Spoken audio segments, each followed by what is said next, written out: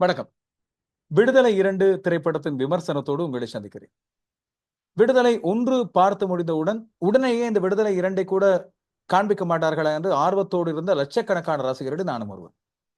வெற்றிமாறனின் திரைப்படத்தின் பாணிகள் எனக்கு எப்போதும் பிடித்தவை. அவர் அந்த திரைப்படத்தை உருவாக்குகின்ற விதம், அந்த திரைப்படத்தில் அவர் கையாளுகின்ற கதை, அந்த கதைக்கு அவர் பயன்படுத்துகின்ற கதை மாந்தர்கள், அந்த திரைப்படத்தின் கதையை ரசிகர்களோடு ஒட்டச் செய்வதற்கு அவர் பயன்படுத்துகின்ற யுக்திகள் என்று அத்தனை விதங்களும் ஒரு தரமான, தேர்ந்த வணிக ரீதியான வெற்றி பெறக்கூடிய திரைப்படங்களை உருவாக்கக்கூடிய ஒரு கதாசிரியர், ஒரு இயக்குனர் வெற்றிமாறன் என்பது அனைவருக்கும் தெரியும். ஆனால் இந்த திரைப்படத்தை பொறுத்தவரையில் இந்த விடுதலை 2 மட்டுமல்ல, விடுதலை 1ம் கூட 2 பாகங்களிலுமே அவர் எந்த விதத்திலும் சந்தைப்படுத்தல் யுக்தியை கையாளாமல் தான் சொல்ல வந்த விடயத்தை தெளிவாக தனது பார்வையாளர்களிடம் கொண்டு போய் சேர்ப்பதற்கான ஒரு தவத்தை செய்திருக்கிறார் என்று நாங்கள் மிக தெளிவாக சொல்லலாம். பாகம் 1ன் கதாநாயகனாக நாங்கள் யாரும் எதிர்பாராத வகையில் நகைச்சுவை நடிகர் சூரியை கொண்டு வருகிறார். அங்கே ஒரு கேமியோ பாத்திரமாக, அவருக்கு துணையாக வருகின்ற ஒரு பாத்திரமாக, ஆனால் வலிமை மிகுந்த பாத்திரமாக விஜய் சேதுபதியை கொண்டு வருகிறார். இது மட்டுமில்லாமல் கௌதம் வாசுதேவமேனாக இருக்கட்டும், சேட்டனாக இருக்கட்டும், படத்தில் வருகின்ற ஏனைய பாத்திரங்களாக இருக்கட்டும், அவர்கள் ஒவ்வொருவருக்குமே திரைப்படத்தை கொண்டு நகர்த்துகின்ற வகிபாகங்கள் இருக்கின்றன. இந்த விடுதலை 2 பொறுத்தவரையில் அங்கே பெருமாள் என்று சொல்லப்படுகின்ற, கருப்பன் என்று சொல்லப்படுகின்ற, வாத்தியார் என்று சொல்லப்படுகின்ற விஜய் சேதுபதி தான் கதாநாயகன், கதையின் நாயகன். முதல் பாகத்திலே கதாநாயகராக இருந்த சூரிக்கு 2வது பாகத்திலே 2வது பாதிக்கு பிறகு அவருக்கும் அழுத்தமான பாத்திரம் ஒன்று கிடைக்கிறது. இது தவிர திரைப்படத்தை கொண்டு நகர்த்துகின்ற முக்கியமான பாத்திரங்களின் பொறுப்பை ஏற்றுக்கொள்பவர்களும் இயக்குனர் ராஜீவ் மேனன் இருக்கின்றார் நடிகராக. தனக்கு கொடுக்கப்பட்ட அந்த அழுத்தமான அரசியலை சுற்றி பின்னப்பட்டிருக்கின்ற அந்த பாகத்தை மிக நேர்த்தியாக கையாளுகின்ற ஒரு கைதேர்ந்த நடிகராக கறக்குகிறார். கௌதம் வாசுதேவ மேனனாக இருக்கட்டும், போலீஸ் உயர் அதிகாரிகளாக வருகின்ற ஒவ்வொருவரும் தங்களுக்கு கொடுத்த பாகங்களை எடுத்துக்கொண்டதாக இருக்கட்டும், ஏன் சேட்டன் அவருக்கு கூட படத்தின் மிக முக்கியமான பொறுப்பு. ஏராளமான பாத்திரங்கள், யாரை கவனிப்பது, யாரிலே நாங்கள் கவனம் செலுத்துவது என்ற குழப்பம் எங்களுக்கு வந்துவிடும். இதற்கிடையில் கதாநாயகியாக இல்லாவிட்டால் கதாநாயகியான மஞ்சு வாரியர் வரை இருக்கின்றார். அண்மை காலமாக அவர் தேர்ந்தெடுத்த கதாபாத்திரங்களில் அவர் சூடை விட்டதை இந்த திரைப்படத்தில் எடுத்துக்கொண்ட அந்த பாத்திரம் மூலமாக அத்தனை ரசிகர்கள் மனதிலும் இடம் பிடிக்கக்கூடிய விதமாக செய்திருக்கின்றார். இது போல இந்த திரைப்படத்துக்கு மிக முக்கியமான ஒரு பொறுப்பை எடுத்திருக்கும் ஒளிப்பதிவை பற்றி நாங்கள் பாராட்ட வேண்டும். வேல்ராஜ் திரைப்படத்தின் ஒளிப்பதிவு. நாங்கள் அந்த இடத்துல இருப்பது போல எங்களுக்கு காண்பிப்பது அவருடைய ஒளிப்பதிவு தான். இளையராஜாவின் உறுத்தல் இல்லாத இசையும், சில நேரங்களில் உணர்ச்சி பொங்க வைக்கும் இசையும், எங்களுக்கு அந்த காலத்திலே வெளிவந்த பல உணர்ச்சி மிகுந்த திரைப்படங்களுக்கு இளையராஜா தன்னுடைய இசை மூலமாக கொடுத்த அந்த உரத்தை எங்களுக்கு ஞாபகப்படுத்துகிறது.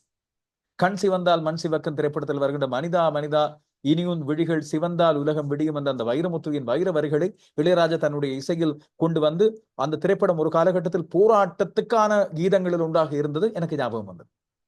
இந்த திரைப்படமும் பல விடயங்களை சொல்லி சேர்க்கிறது. அழுத்தமான வசனங்கள் தேவையான இடங்களில் சரியான முறையில் புகுத்தப்படுகிறது.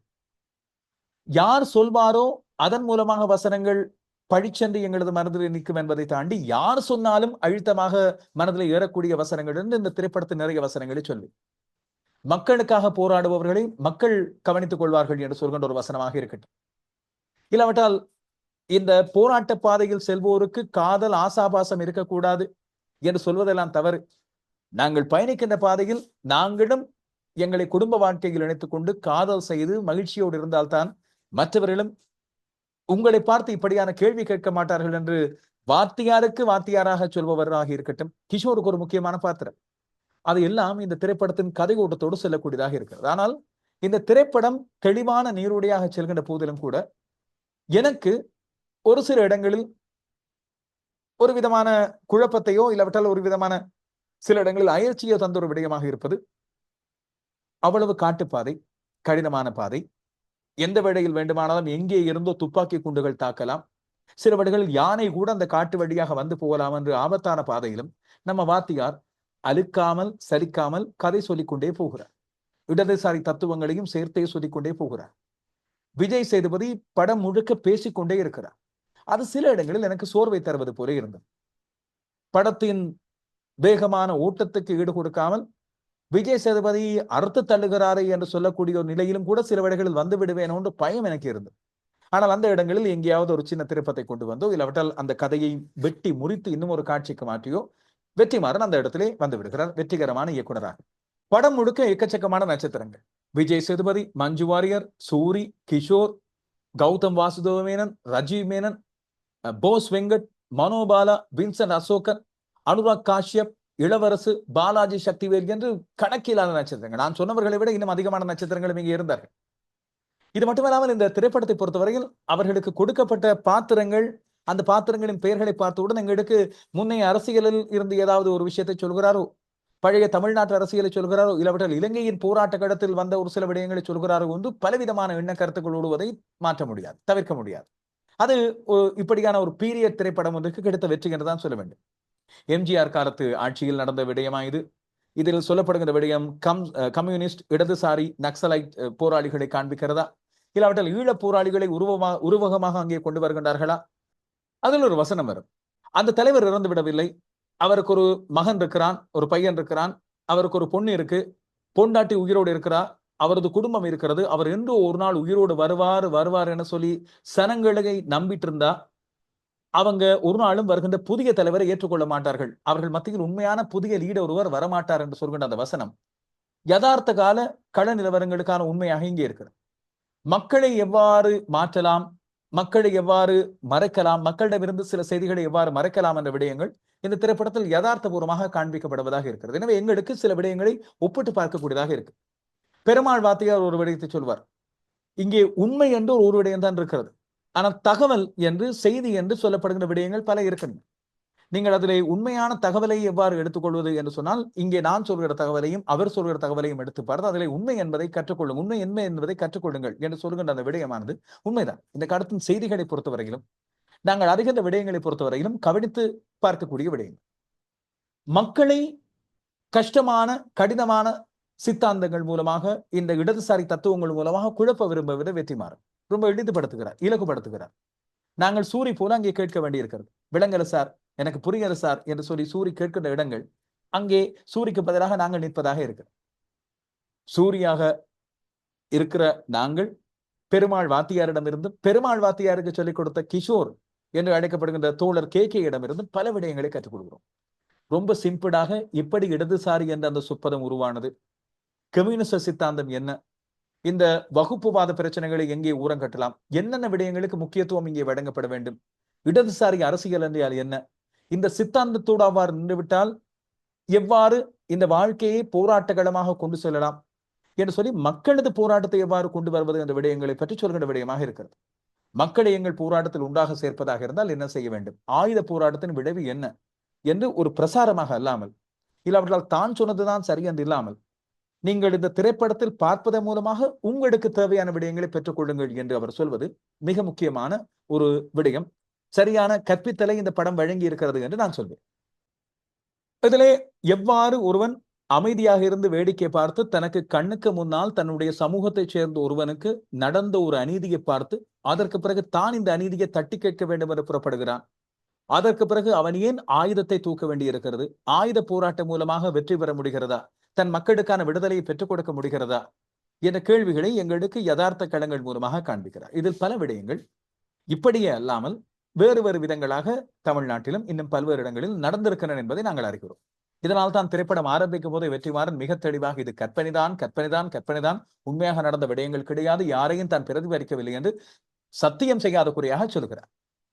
வர்க்க விடுதலை போராட்டம், தேசிய இனங்களின் விடுதலை, சுயநிர்ணயம், அரசியலில் நாங்கள் கடைபிடிக்க வேண்டிய விடயங்கள் என்ன, அதுபோல தினம் தினம் நாங்கள் காண்கின்ற விடயங்களையும் பேசுகின்ற விடயங்களையும் நாங்கள் பார்க்கின்ற போராட்ட கடங்களையும் பற்றி இங்கே சொல்கின்ற விடயங்கள், ஆயுதம் தாங்கிய போராட்டத்தின் விளைவு எவ்வாறு பாதிக்கும் என்று பெருமாள் என்கிற ஒரு வாழ்ந்த ஒரு மனிதர் மூலமாக எங்களுக்கு சொல்கிற விடயங்களை வரும்போது விஜய சேதுபதியை தாண்டி நாங்கள் வேறு யாரையும் அந்த பாத்திரத்துக்குள் சிந்திக்க முடியாது.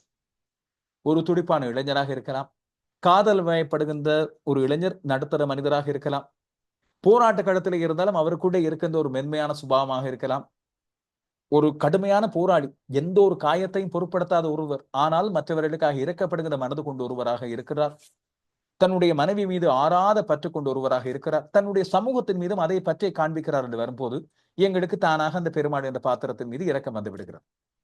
ஆனால் அவரை சுற்றி அவரது எதிரிகளாக காண்பிக்கப்படுகின்ற திரைப்படத்தின் வில்லன்களாக இருக்கின்ற போலீசார் மத்தியிலும் இருக்கின்ற நல்ல இதயங்கள், அதுபோல அந்த போலீசார் மத்தியில் இருக்கின்ற தங்களது சுயநலத்துக்காக காட்சிகளை மாற்றி போடுகின்றவர்கள், அரசியல்வாதிகளின் பின்னணி, அவர்கள் மத்தியிலே இருக்கின்ற முரண்பாடுகள் என்று பல்வேறு விடயங்களை இந்த திரைப்படத்தில் காண்பிப்பதன் மூலமாக வெற்றிமாறன் ஒரு மிகச் சிக்கலான திரைப்படத்தை எவ்வாறு ஒரு துறை போன படைப்பாடி, ஒரு தரமான படைப்பாடி தன்னால் தெளிவாக எந்த ஒரு குழப்பமும் இல்லாமல் அந்த படத்தை தர முடியும் என்று இங்கே காண்பித்திருக்கிறார். இந்த பொதுவாக சொல்வார்கள் படங்கள் பேசுகின்ற அரசியல் என்று சொல்லி சொல்வார்கள். இந்த படம் பேசுகின்ற அரசியல் மக்களுக்கான அரசியல். இதனால் தான் படம் முடியும் போது முடிந்தும் முடியாதது போல அந்த படம் முடிகிறது.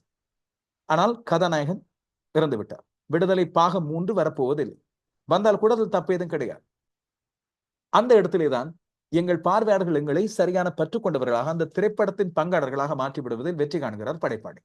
இந்த திரைப்படத்தின் விடுதலை பாகம் 1 வந்த நேரம் இந்த திரைப்படத்தின் மூலக்கதை எழுத்தாளர் ஜெயமோகன் அவர்கள் எழுதிய துணைவன் என்று சொல்லி குறிப்பிட்டு அதற்கான தனியான ஒலிச்சித்திரம் ஒன்றை வழங்கி ஒரு ஆடியோ புக் ஒன்றை தந்திருந்தது. இது போல தங்கம் எழுதிய வெங்கைச்சாமியிடமிருந்தும் இந்த படம் எடுக்கப்பட்டிருப்பதாக இந்த திரைப்படத்தின் ஆரம்பத்திலேயே குறிப்பிடுகிறார் இயக்குனர் வெற்றிமாறன். வெற்றிமாறன் இந்த திரைப்படத்தின் வெற்றிகரமான பயணத்துக்கு ஒளிப்பதிவாளர் வேல்ராஜும் இசையமைப்பாளர் இளையராஜாவும் எவ்வாறு காரணமாக இருந்தார்களோ அதுபோல ஆர்ட் டைரக்டர் ஒரு மிக முக்கியமான ஒருவராக இந்த திரைப்படத்தில் இருக்கின்றார். அதுபோல திரைப்படத்தை சரியான முறையில் தணிக்கை செய்து கொடுத்திருந்த ஆர் ராமர். காரணம் இப்படியான திரைப்படம் எவ்வளவு சிரமமாக ஒளிப்பதிவு செய்யப்பட்டிருக்கிறது, படமாக்கப்பட்டது எவ்வளவு சிரமமாக என்பதெல்லாம் எங்களுக்கு புரிந்தது. குறிப்பாக வேல்ராஜ் சில காட்சிகளை காட்டுக்குள்ளே புகுந்து காண்பிப்பதும் பின்னர் ஜூம் அவுட் செய்து மேலே இருந்து காண்பிக்கும் போது அதை சரியான முறையில் ஒளிப்பதிவு செய்வது ஒரு பக்கம் இருக்க, தணிக்கை ஒழுங்காக செய்யாவிட்டால் எங்களுக்கு பார்ப்பவர்கள் ஈடுபாடு இல்லாமல் போய்விடும். அதை மிக தரமான முறையில் செய்திருக்கிறார். இந்த திரைப்படத்துக்கான பட்ஜெட்டை நாங்கள் இங்கே பார்க்கும்போது பொதுவாக சொன்னார்கள் 100 கோடியை தாண்டி இருக்கும் என்று. ஆனால் மிக தெளிவாக வெற்றிமாறன் சொல்லிவிட்டார் 65 முதல் 70 கோடி தான் என்று. பெரிய பெரிய பிரம்மாண்டங்களை இந்த பாகுபலி போல, சங்கரின் திரைப்படங்கள் போல எடுப்பதாக காண்பிக்கின்ற KGF படங்களை போல எடுப்பதாக காண்பித்து காசை கரியாக்கி, ஆனால் அதுக்கு மேலே வசூலை எடுத்துக் கொள்கின்றார்கள். நாளை வீணாக்கி எடுப்பதை தாண்டி இப்படியான தரமான படங்களை பெரிய பிரம்மாண்டமாகத்தான் எடுக்க வேண்டியிருக்கு. இதற்காக இந்த ஷூட்டிங் ஆரம்பத்திலே சொன்னார்கள் பாகம் 1 பாகம் 2 இரண்டையும் ஒன்றாக எடுத்து விட்டோம் என்று. ஆனால் அதுக்கு பிறகு பாகம் 2க்கான மேலதிக படப்பிடிப்பை அண்மையில் தான் எடுத்து முடிந்ததாக சொல்லியிருக்கிறார்கள். அதுக்கு பிறகுதான் தணிக்கை செய்து தங்களுக்கான பெரிய ஒரு ஹார்ட் ஹோம்வொர்க் இருந்ததாக சொல்லியிருந்தார் அண்மையில் இயக்குனர் வெற்றிமாறன். எனவே இந்த திரைப்படங்களை இவ்வாறான 65-70 கோடியில் எடுத்து மக்களது பாராட்டையும் பெற்று வர்த்தக ரீதியான வெற்றியையும் பெற முடியும் என்று சொன்னால் இதுதான் எதிர்கால படைப்பாளிகளுக்கான சரியான வழிகாட்டு. அந்த விதத்திலும் மக்களுக்கான சரியான வழிகாட்டியாக இருக்கின்ற வெற்றிமாறன் தன்னுடைய அடுத்து வரப்போன படைப்பாளிகளுக்கும் ஏன் தயாரிப்பாளர்களுக்கும் கூட மிகச் சிறப்பான வழிகாட்டியாக, வெற்றி வழிகாட்டியாக இருக்கிறார் என்பதுதான் இந்த விடுதலை 2 சொல்லியிருக்கின்ற முக்கியமான விடயம். விடுதலை 2 பேசி இருக்கின்ற அரசியல், அதன் உள்ளார்ந்த சித்தாந்தங்கள் பற்றி இன்னும் தாராளமாக எத்தனை நிமிடங்கள், எத்தனை மணித்தியாலங்கள் பேசிக்கொண்டு போகிறார். ஆனால் திரைப்படமாக அனைவரும் பார்க்க வேண்டிய ஒரு திரைப்படம். வன்முறை அதிகமாக இருக்கிறது என்பது உண்மை. இதனால் தான் 18 வயதுக்கு மேற்பட்டோருக்கு என்று சொல்லி சான்றிதழ் வழங்கப்பட்டிருக்கிறது. ஆனால் குழந்தைகள் இந்த கால KGF படங்களிலும் விஜய், அஜித், ரஜினியின் படங்களிலும் பார்க்காத வன்முறையா இந்த திரைப்படம் காண்பிக்க போறது. ஆனபடியா நல்ல படங்களாக இருந்தால் தயவு செய்து அந்த குழந்தைகளுக்கு எடுத்து சொல்லி நீங்கள் அந்த குழந்தைகளுக்கு காண்பிப்பதும் காண்பிக்காததும் அது உங்களது பொறுப்பு. மற்றபடி இந்த திரைப்படம் காண்பிக்கின்ற வன்முறைகள் சாதாரணமாக அந்த கால கிராமங்களிலே நடந்தவை, இந்த காலங்களிலும் பல இடங்களில் நடப்பவை என்பதையும் நான் இங்கே ஞாபகப்படுத்தி வைக்கிறேன். விடுதலை 2 விடுதலை 1 தந்த அதே திருப்தியையும், விடுதலை 1 பார்த்த பிறகு விடுதலை 2க்காக காத்திருந்த அந்த காத்திருப்புக்கான அர்த்தத்தையும் பூரணப்படுத்தி இருக்கிறது. எனக்கு பரம திருப்தி. இந்த திரைப்படம் வெற்றி பெற ரசிகர்களும் ஒத்துழைக்க வேண்டும் என்று மனமாற அன்பாக கேட்டுக்கொள்கிறேன். வெற்றிமாறனுக்கு என்னுடைய அன்பு, வெற்றிமாறனின் குழுவினருக்கும் என்னுடைய அன்பும் வாழ்த்துக்களும். இந்த திரைப்படத்தை நீங்கள் பார்த்திருந்தால் உங்களுடைய கருத்துக்களையும் பதியுங்கள். திரைப்படம் பார்க்காதவர்களை பார்ப்பதற்கு ஊக்கப்படுத்துங்கள். பார்க்காதவர்களை இந்த விமர்சனத்தை பார்க்க வேண்டாம். பார்த்த பிறகு இந்த விமர்சனத்தை பார்த்து தங்களுடைய கருத்துக்களை பதிவிடுமாறு சொல்லுங்கள்.